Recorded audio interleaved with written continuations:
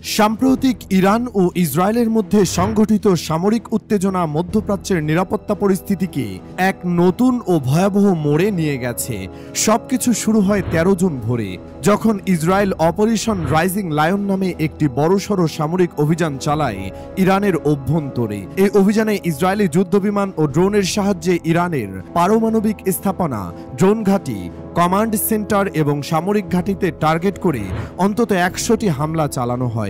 এই হামলায় ইরানের elite force revolutionary guard corps IRGC এর অন্তত ৪ জন শীর্ষ জেনারেল নিহত হন, যাদের মধ্যে ছিলেন মেজর জেনারেল মোহাম্মদ বাঘেরি ও আমির আলী হাজিজাদেহ। ইসরায়েলের দাবি, তারা ইরানের পরমাণু সক্ষমতা সম্পূর্ণরূপে নিষ্ক্রিয় করার জন্যই এই অভিযান চালিয়েছে, যাতে ভবিষ্যতে ইসরায়েলের ওপর কোনো বড় ধরনের হুমকি না থাকে। এই অভিযানের প্রতিক্রিয়ায় ১৪ ও ১৫ জুন রাতে ইরান পাল্টা প্রতিশোধমূলক হামলা শুরু করে। তারা একযোগে প্রায় ২০০টির বেশি ব্যালিস্টিক মিসাইল এবং ক্রুজ মিসাইল ইসরায়েলের বিভিন্ন নগরে নিক্ষেপ করে। এই হামলায় ইসরায়েলের রাজধানী তেল আবিব, বাণিজ্যিক নগর হাইফা, রেহোভট, বাত ইয়াম এবং উত্তরাঞ্চলের বেশ কিছু শহর ক্ষতিগ্রস্ত হয়। ইসরায়েলের অত্যাধুনিক আয়রন ডোম প্রতিরক্ষা ব্যবস্থা অনেকগুলো মিসাইল প্রতিহত করলেও কিছু মিসাইল রক্ষা ভেদ করে বসতবাড়ি ও জনবহুল এলাকায় বিস্ফোরিত হয়। এতে অন্তত ৮ জন নিহত এবং ১৩০ থেকে ১৭০ জনের বেশি আহত হন। নিহতদের মধ্যে শিশু, নারী এবং একজন সেনা সদস্য রয়েছে বলে জানা গেছে। এই ঘটনায় ইসরায়েলের বেসামরিক নাগরিকদের মধ্যে চরম আতঙ্ক ছড়িয়ে পড়ে এবং হাজার হাজার মানুষ বোমা আশ্রয় কেন্দ্রে রাত কাটাতে বাধ্য হন।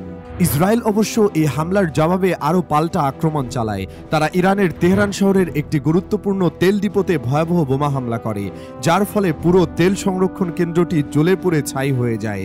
পাশাপাশি ইরানের ইস্ফাহান, নাতানজ এবং ফোর্ডো তাবরিজ অঞ্চলের পারমাণবিক গবেষণা কেন্দ্র ও সামরিক স্থাপনাগুলিতেও ব্যাপক ধ্বংসযজ্ঞ চালানো হয়। এইসব হামলায় ইরানের প্রায় ১০০ জনের মতো নিহত হয়েছেন এবং ৩৫০ জনেরও বেশি আহত হয়েছেন বলে বিভিন্ন আন্তর্জাতিক সংবাদ মাধ্যমে জানা গেছে। ইরান বলেছে, তারা এ ধরনের আগ্রাসনের কড়া জবাব দেবে এবং ইসরায়েলের যে কোনো হামলার মোকাবেলায় পুরো জাতি প্রস্তুত রয়েছে। এই পাল্টাপাল্টি হামলার ফলে শুধু ইরান ইসরায়েলের মধ্যে নয়, পুরো মধ্যপ্রাচ্যে এক ভয়াবহ সংঘাতের আশঙ্কা সৃষ্টি হয়েছে।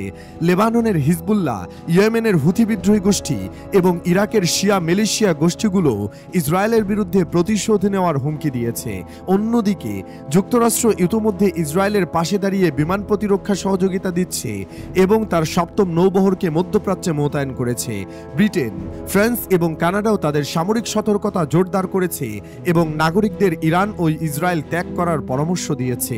এদিকে জাতিসংঘ, ইউরোপীয় ইউনিয়ন এবং অন্যান্য বিশ্ব শক্তিগুলো দ্বিপাক্ষিক আলোচনার মাধ্যমে যুদ্ধ বন্ধ করার আহ্বান জানালেও এখন পর্যন্ত কোনো কার্যকর শান্তি আলোচনা শুরু হয়নি। বিশ্লেষকদের মতে, বর্তমানে এই সংঘর্ষ তৃতীয় বিশ্বযুদ্ধের দিকে গড়াতে পারে, বিশেষ করে যদি এই সংঘাতে আমেরিকা, রাশিয়া, চীন ও অন্যান্য আঞ্চলিক শক্তিগুলো সরাসরি যুক্ত হয়ে পড়ে, তাহলে গোটা বিশ্বেই যুদ্ধের আগুন ছড়িয়ে পড়তে পারে। অনেকে বলছেন, এইভাবেই তৃতীয় বিশ্বযুদ্ধ শুরু হয়। এই বাক্যটি এখন আর ভবিষ্যতের কোনো আশঙ্কা নয়, বরং বাস্তবতার এক ভয়াবহ ইঙ্গিত।